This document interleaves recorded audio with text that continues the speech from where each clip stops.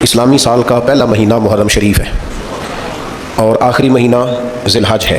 جس طرح ہم بہت ساری چیزوں کو یاد رکھتے ہیں، اس طرح ہمیں اسلامی مہینوں کو بھی یاد رکھنا چاہیے۔ اس کی وجہ یہ ہے کہ ہماری جتنی بھی عبادات ہیں وہ اسلامی تاریخوں کے حساب سے، رمضان کے روزے اسلامی تاریخ کے حساب سے، عید الفطر، عید الاضحیٰ اسلامی تاریخ کے حساب سے، حج کریں گے لوگ تو وہ بھی اسلامی تاریخ کے حساب سے۔ تو ہمیں اسلامی تاریخوں کا، اسلامی دنوں کا، ماہ و سال کا ضرور خیال کرنا چاہیے۔ اللہ تعالی ہمیں اس کی توفیق عطا فرمائے۔ ماہ محرم الحرام کا چاند جیسے ہی طلوع ہوتا ہے اور اگلے دن جیسے ہی آفتاب نمودار ہوتا ہے تو دلوں کے اندر خود بخود نبی رحمت نور مجسم شفیع معظم صلی اللہ تعالیٰ علیہ وسلم کی مقدس آل پاک کے تذکرے اور آپ کی مقدس عطرت کی یادیں لوگوں کے ذہنوں میں، دلوں میں اور نہا خانوں میں تازہ ہو جاتی ہیں۔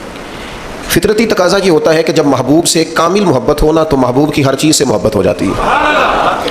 تکمیل ایمان اس کا نام ہے کہ مسلمان ہر چیز سے بڑھ کر نبی پاک صلی اللہ تعالیٰ علیہ وسلم سے محبت کرے، اور جب ہر چیز سے بڑھ کر حضور سے پیار کرنا ہے تو پھر نبی پاک سے نسبت رکھنے والی ہر چیز سے پیار کرنا ہے۔ ہمارے ہاں لوگ اس معیار پر پورا نہیں اترتے، وہ محبت میں بھی تقسیم کے قائل ہیں۔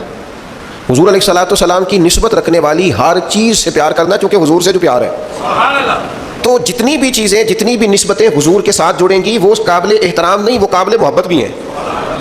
ان کا احترام کیا جائے گا تو دل کی گہرائیوں سے، پیار کیا جائے گا تو دل کی گہرائیوں سے۔ تو حضور علیہ الصلوۃ والسلام کی اولاد پاک تو ویسے ہی خون رسول ہے نا، وہ تو نبی پاک علیہ الصلوۃ والسلام کا خون ہے۔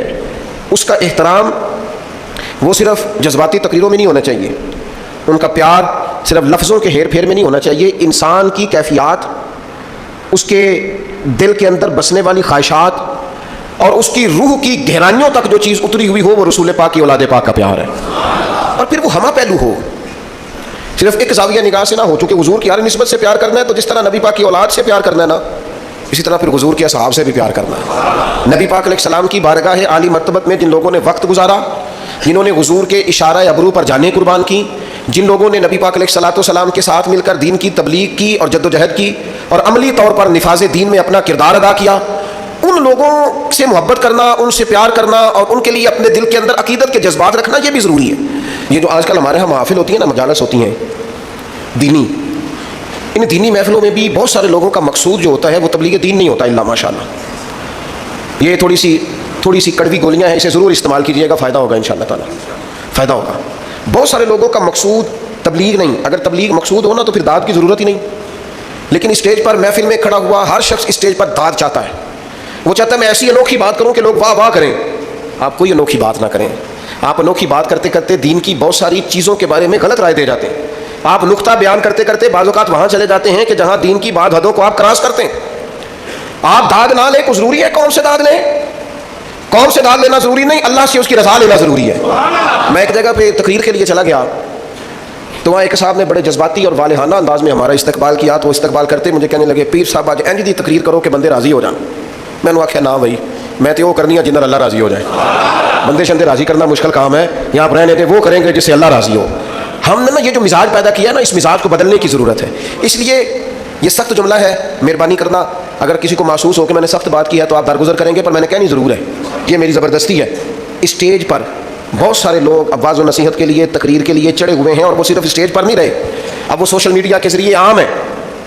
وہ لوگ نہ تو دین کا درد رکھتے ہیں الا ماشاءاللہ، نہ پوری دنیا میں اسلام کو جن مسائل کا سامنا ہے ان مسائل کا ادراک رکھتے ہیں، اسلام کی کون سی تصویر ہم نے دنیا کے سامنے پیش کرنی ہے اس کا شعور ہی نہیں رکھتے۔ مجھے کہہ لینے دو کہ اسٹیج پر وہ لوگ چڑھ گئے ہیں جو فن کا مظاہرہ کرتے ہیں، وہ اپنا فن دکھاتے ہیں، لوگوں سے داد وصول کرتے ہیں۔ چلے میں نے کہا تھا آپ نے درگزر کرنا ہے، کر دیں گے، داد بھی لیتے ہیں، ساتھ امداد بھی لیتے ہیں۔ وہ داد امداد لے کے وہ نکل جاتے ہیں، قوم لڑتی رہتی ہے، لوگوں کی اخلاقیات بگڑتے رہتے ہیں، نفرت کا فروغ ہوتا ہے، امت کہاں چلی جاتی ہے، کتنے حصوں میں بٹ جاتی ہے، کتنے بکھیر دیا جاتا ہے، فکر ہی کوئی نہیں۔ کیا محبت صحابہ اس بات کا نام ہے کہ آپ صحابہ کا ذکر کریں گے تو اہل بیت کو کمزور کریں گے؟ کیا محبت اہل بیت اس کا نام ہے کہ حضور کی اولاد کا ذکر صرف اس صورت میں کیا جا سکتا ہے کہ کسی اور کو کمزور کر کے دکھایا جائے؟ اعلیٰ حضرت کے سامنے کسی نے کہا نا نبی پاک علیہ السلام کی تعریف میں کہ شان یوسف جو دبی وہ بھی اسی در پہ دبی، تو فاضل بریلوی فرمانے لگے حضور تو کسی کو دبانے آئی نہیں، تو حضور پھر کیا کہوں؟ فرمایا تو کہہ شان یوسف جو بڑی وہ بھی اسی در سے بڑی۔ چونکہ قرآن مجید میں سورہ یوسف آ گئی تو قیامت تک جناب یوسف کو تلاوت کیا جائے، ان کا تذکرہ ہوگا، تو شان یوسف جو بڑی وہ بھی اسی در سے بڑی۔ نفرت انگیزی کا ماحول پیدا کیا جاتا ہے، اور اتنی بڑی قربانی جس سے امت کو کھڑا کیا جا سکتا تھا. امام حسین کا تذکرہ امت میں روح پھونک سکتا تھا. قوم کے جوانوں سے بیساکھیاں چھینی جا سکتی تھیں, سہارے چھینے جا سکتے تھے, انہیں ان کے پیروں پر کھڑا کرنے کا حوصلہ دیا جا سکتا تھا. لیکن وہ تو ہم نے دے دیا فن کا مظاہرہ کرنے والوں کے ہاتھوں میں. وہ تو ہم نے غیروں کو دے دیا, وہ تو مزہ لینے والے لوگوں کو دے دیا جو واہ واہ کر رہے ہیں, واہ واہ کرا رہے ہیں. وہ تو کسی اور رنگ میں بات چلی گئی. وہ خدا کے بندو, یہ میرے محبوب کی نسبتیں ہیں. حضور کی تو جو گلی سے گزر گیا آدم سے, وہ بھی شان والا ہو گیا. تو جس ابو بکر صدیق نے ساری زندگی ساتھ گزاری ہے, جس فاروق نے عمر بھر درویزہ گری کی ہے, حضور کے دروازے پر نوکری کی ہے, اور جس عثمان غنی نے نظریں جھکا کے وقت گزارا ہے, اور جس مولا علی شیر خدا نے اس طرح کی وفائیں کی ہیں کہ جان بھی مدینے والے کے نام پر قربان کر دی. آپ ان لوگوں کے بارے میں تھوڑا سا سوچیں, ان سے فیوز و برکات حاصل کریں. اور پھر ایک اور بات, ہمارے ذمہ نبی پاک علیہ السلام نے یہ لگایا ہے کہ صحابی کا نجوم, صحابہ ستارے ہیں, تم جس کے پیچھے چلو گے اللہ ہدایت دے گا. نبی پاک علیہ السلام نے ہمارے ذمہ یہ لگایا ہے کہ میری اہل بیت کشتی نوح کی طرح ہے, جو اس سفینے میں سوار ہو جائے گا اللہ اسے نجات عطا کر دے. ہم نے ان لوگوں کے ساتھ, ان کے پیچھے بیٹھ کر ہدایت لینی ہے, ان کے قدم بقدم چلنا ہے. ایک مثال چھوٹی سی عرض کرنے لگا. بڑوں سے نہ سیکھا جاتا ہے, بڑوں پر بحث نہیں ہوتی. کسی کا والد اگر کسی کو بات سمجھانے لگے تو بیٹا اگر اس سے پوچھے کہ ابا جی آپ کتنا پڑھے ہوئے ہیں, تو اس نے ٹھیک کیا ہے. وہ کہے بیٹا آپس میں لڑا نہ کرو, بیٹا کہے ابا جی آپ اپنے بھائی سے کبھی نہیں لڑے, تو ٹھیک ہے, اس نے ٹھیک کیا ہے. ٹیچر آ گیا کلاس میں, اس نے آتے ہی کہا فرسٹ ایئر کے اسٹوڈنٹ سے کہ کتابیں نکالو بھائی, میں اردو کا ٹیچر ہوں, چلو سبق پڑھیں. تو ایک بیچ میں سے نوجوان بولا, وہ کہنے لگا جناب آپ ایم اے اردو ہیں, اسٹوڈنٹ ہیں, اور اگر آپ ایم اے اردو ہیں تو آپ نے پھر بی ایڈ یا ایم ایڈ کیا ہوا ہے, اور اگر آپ نے یہ کیا ہوا ہے تو پھر ساتھ یہ بھی ذرا بتا دیں کہ آپ میرٹ پہ ہیں کہ سفارش پہ ہیں. میرا خیال ہے جب وہ یہ سوال اپنے ٹیچر سے کر رہا ہوگا تو ٹیچر صاحب کے جواب دیتا رہے گا, ہاں ہاں بیٹا میں نے ایم اے کیا ہے, پھر میں نے ایم ایڈ, نہیں وہ دے گا جواب. اللہ کرے میں آپ کو سمجھا سکوں بات. او خدا کے بندو, ہم نے صحابہ اور اہل بیت سے دین سیکھنا ہے, ان کی ڈگریاں نہیں چیک کرنی, ان کے مشاجرات پر کلام نہیں کرنا. ہم نے تو دین سیکھنا ہے, چپ کر کے غلامی کرو. غلام غلامی کرتے ہیں, غلام تبصرے نہیں کرتے, غلام بحثیں نہیں کرتے, غلام ادھر ادھر کی کہانیاں چھیڑتے, اور جو کہانیاں چھیڑے مانا یہ ہے پڑھنا نہیں چاہتا, جو تبصرے کرے مطلب یہ ہے کہ یہ سیکھنا نہیں چاہتا. تو ان لوگوں سے سیکھیں, تربیت لیں. میں آپ کو گارنٹی سے کہتا ہوں, عقیدت کی عینک لگا کے, ذوق کا لباس پہن کر, شوق کے بستر پر بیٹھ کر آپ حضور کی نسبت رکھنے والے کسی ایک بندے کو پڑھنا شروع کر دیں, کسی ایک صحابی کا آپ تذکرہ پڑھتے جائیں, اللہ آپ کی روح کو معراج عطا فرماتا جائے گا, معراج ہو جائے گی روح کو. یار ان لوگوں کے پیچھے چلو تو صحیح. یہاں تو میرے بھائی جو 4 دن کسی محدث کے پاس بیٹھے, وہ کہتا ہے فلاں کا شاگرد ہوں, کسی فقیہ کے پاس بیٹھے کہتا ہے فلاں کے پاس بیٹھا ہوں, کسی دانشور کے, صوفی کے, صاحب حال کے پاس بیٹھے تو کہتا ہے مجھے اس کی مجلس میسر آئی ہے. اور صحابہ تو وہ صحابہ تھے جن کی ہر صبح عید ہوتی تھی, خدا کا قرب حاصل تھا, نبی کی دید ہوتی تھی. اتنے بڑے لوگ. 2 باتیں کبھی نہ بھولنا اپنی زندگی میں, میں بڑے درد سے کہتا ہوں. میں کبھی سوچتا ہوں نا کہ جو صورتحال ہم دین کی بتاتے ہیں نا, معاذ اللہ مشاجرات چھیڑتے ہیں, کہانیاں بناتے ہیں, اور تاریخی حوالوں کو الٹ پلٹ کر کے بیان کرتے ہیں, اور جو رنگ دیا جاتا ہے, میں سوچتا ہوں کہ اگر کفار ان باتوں کو سنتے ہوں گے, مشرکین اور منافقین سنتے ہوں گے تو کیا کہتے ہوں گے. لیکن آج فیمس وہ بندہ ہے جو بدتمیز زیادہ ہے, فیمس وہ بندہ ہے جو ان بحثوں میں زیادہ الجھتا ہے, فیمس وہ شخص ہے جو ذرا کو تھوڑی سی انوکھی بات کرتا ہے. آج زیادہ ہماری توجہ ان چیزوں کی طرف جاتی ہے جن میں ذرا فسادات کی بات زیادہ ہوتی ہے, فرقہ واریت کا عنصر غالب ہوتا ہے, اس طرف ہم زیادہ شوق سے. خدا را امت کو کیا فوٹو دکھا رہے ہیں آپ, کیا. میں کل رات اپنے دوستوں سے کہہ رہا تھا کہ یار ہم نے تو بڑا انقلاب دینا تھا اس قوم کو.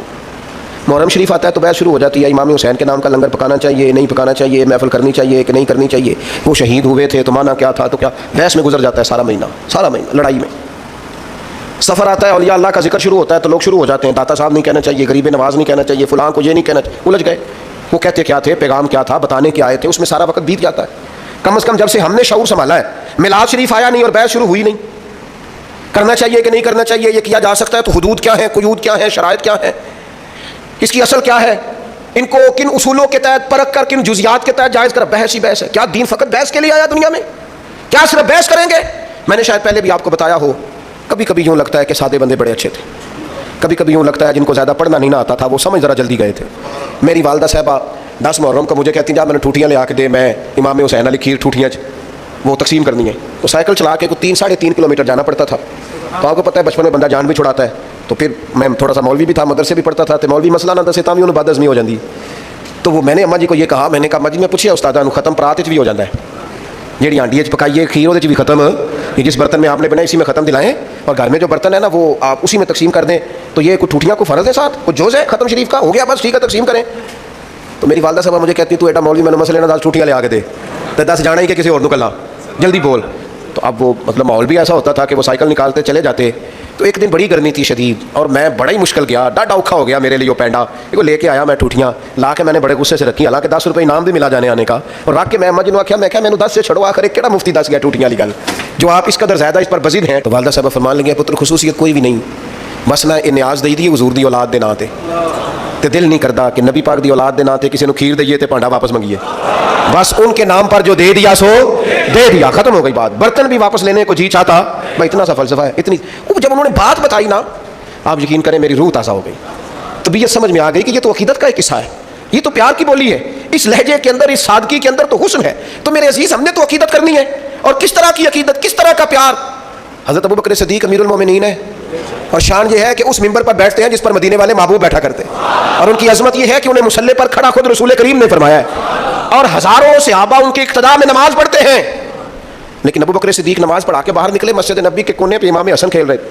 اتنا بڑا آدمی, اتنی بڑی شان, لیکن جلدی سے دوڑ کے جا کے امام حسن کو اٹھایا, ماتھا چوما, سینے سے لگایا, کندھوں پہ بٹھایا, اور چلتے چلتے کہنے لگے علی ایک بات کروں, کہا کیجیے. فرمایا حسن کی شکل آپ سے نہیں ملتی. جناب علی نے یوں آنکھیں کھولی تو کہنے لگے ساری کی ساری شکل مدینے والے محبوب پہ گئی ہے, ساری شباہت ہی رسول پاک کے ساتھ ہے. تیری نسل پاک میں ہے بچہ بچہ نور کا, تو ہے عین نور, تیرا سب گھرانہ نور کا. عقیدتوں کے ذائقے پھیکے نہیں ہونے چاہیے, محبتوں کا لہجہ کمزور نہیں. چھوڑ دیں ہر وقت کی بحثیں, چھوڑ دیں ہر وقت کی کمزوریاں, چھوڑ دیں یہ کرنا ہے کہ نہیں کرنا. یکم محرم سے لے کر 10 محرم تک رج کے قرآن پڑھے, خوب جد و جہد کر کے درود و سلام پڑھے, جتنی توفیق ہے اتنے صدقات و خیرات کا اہتمام کرے, 9-10 محرم کو روزہ رکھے, اور ان سارے نذرانوں کا نذرانہ اکٹھا کر کے امام حسین کی بارگاہ میں پیش کر دیں.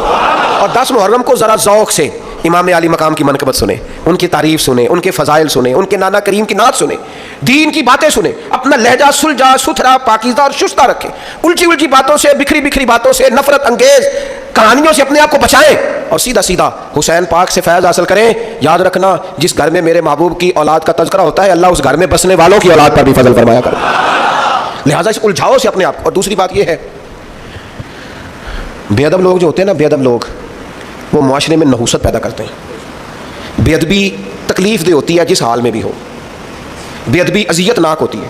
ادب جو ہوتا ہے نا, ادب وہ قرار پیدا کرتا ہے. آپ کے ٹیچر سے آپ نے ذرا اونچی آواز میں بات کی نا تو بیچارہ ٹوٹ جاتا ہے اندر سے, کہتے ہیں یار یہ میں اس کا استاد ہوں, اس نے کیسے بات کی میرے ساتھ. بے ادبی توڑ دیتی ہے. آپ نے ابا جی کو کوئی سخت لفظ نہیں کہا, آپ نے والد صاحب سے بس اتنا ہی کہا تھا کہ ابا جی ٹھیک ہے ساری باتیں, پر آپ بھی کچھ سیانے ہو جائیں, اب زمانہ بدل گیا ہے. اتنے لفظ کہے تھے تو ابا ساری رات اپنے کمرے میں روتا رہا. وہ کہتا پترو میں تو ٹائم نال ہی نئے کپڑے لینے چھڑتے سن کہ میرا پتر پال لے, تو آنا میں سیاڑی نہیں سا. میں نے تو بہت ساری چڑھتی جوانی میں خواہشات چھوڑ دیں کہ میری اولاد پال جائے, اور تو کہتا ہے ساری رات باپ روتا ہے, ساری رات. تھوڑی سی بھی بے ادبی تکلیف پیدا کرتی, تھوڑی سی. بچہ جب اپنی مرضی کا, تھوڑے دن پہلے کچھ عرصہ پہلے ایک بزرگ مجھ سے ملنے آئے تو بڑا ہی روئے, رو رو کے جمعے میں چلے گئے. میرا ان سے پیار تھا, پرانا ضبط تھا, تو میں کچھ کہہ نہیں سکا ان سے, لیکن میں نے کہا یار یہ آج چلو ہو سکتا ہے کوئی بات ایسی جمعے میں ہو گئی اور دل پہ لگ گئی. ایک دن میں سفر کر رہا تھا تو میرے دل میں پھر وہ یاد آئے, میں نے ان کو فون کیا, میں نے کہا اس دن مجھے آپ کی کیفیت, کہنے لگے صاحب رش بڑا تھا, بات تو کرنی تھی, ہو نہیں سکی, تو آپ واپس آئے تو مجھے بتائیے گا. میں واپس آیا, ان کو بلایا تو پھر رونے لگ گئے. میں نے کہا کیا ہوا, کہنے لگے صاحب میرے پاس کل جمع پونجی جو تھی نا وہ میں نے بیچ کے بچہ باہر بھیجا تھا, اور میرا بڑا خیال تھا, میرے چاؤ تھے, میں بڑے دنوں سے منصوبہ بندی کر رہا تھا کہ میرا بیٹا نا آپ کو اپنے لیے الگ سے مکان خریدے, بنائے, سوارے, سجائے. لیکن مجھے آج پتہ چلا ہے کہ 1 سال ہو گیا, اس نے تو جگہ خرید بھی لی ہے, مکان بن بھی گیا, مجھے تو بتایا ہی نہیں. دیکھو میں نے کوئی تکلیف ہونی سی تو مجھے بتا دیتا. مجھے کہیں سے پتہ چلا ہے تو میں نے اس کو فون کر کے کہا کہ پترو میں گل سنیے. وہ کہنے لگا ابا جی بس وہ میں کیا دساں گا, تو میں تمہیں سرپرائز دینا سی. کہنے لگے کئیوں غیروں کو زیادہ پتہ ہے مجھ سے, اور مجھے پتہ.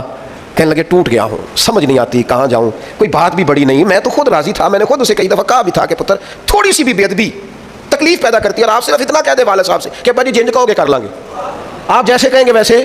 آپ ہلکا سا مشورہ کریں, رائے لیں, ساتھ شامل کریں.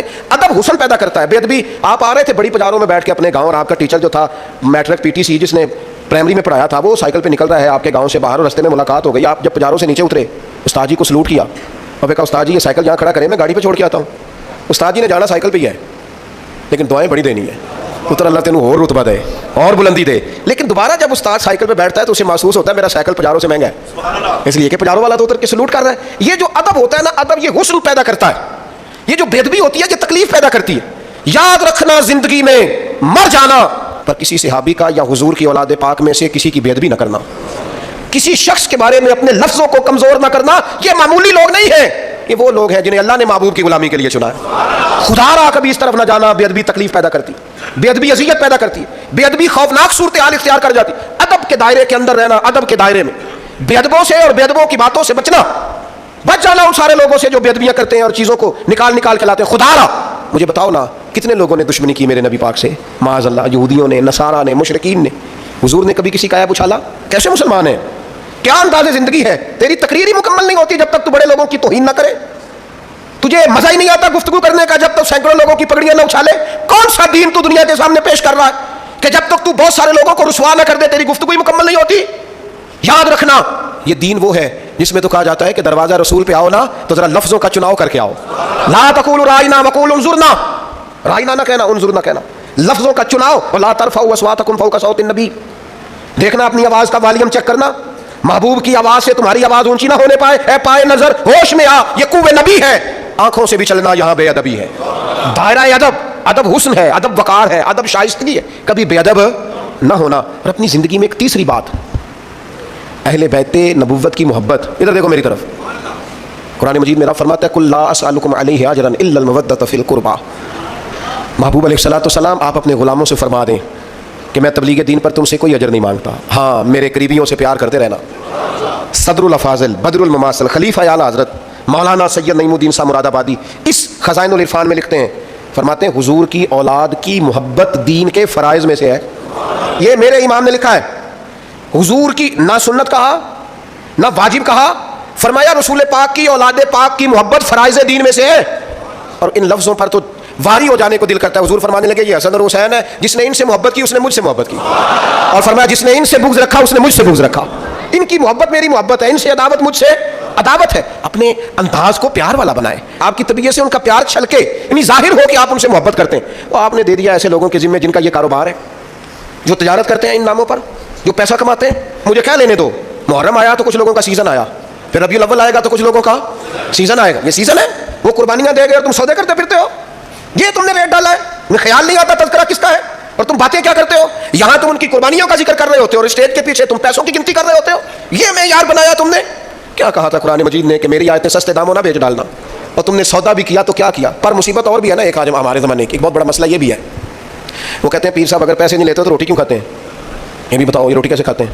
وہ بھائی نظر نذرانے کی مخالفت نہیں, وہ تو نبی پاک علیہ السلام نے حضرت عمر کو دیا تو جناب عمر کہنے لگے حضور نہیں لینا, تو حضور فرمانے لگے جو بن مانگے, یہ بخاری کی حدیث ہے, فرمایا جو بن مانگے ملے وہ تو اللہ کی طرف سے ہے, اس کی مخالفت ہی نہیں. لیکن سوال تو یہ ہے کہ یہ تجارت تو نہیں نا, یہ آپ کا بزنس تو نہیں نا, آپ نے کوئی کاروبار تو نہیں نا اس کو بنا لی.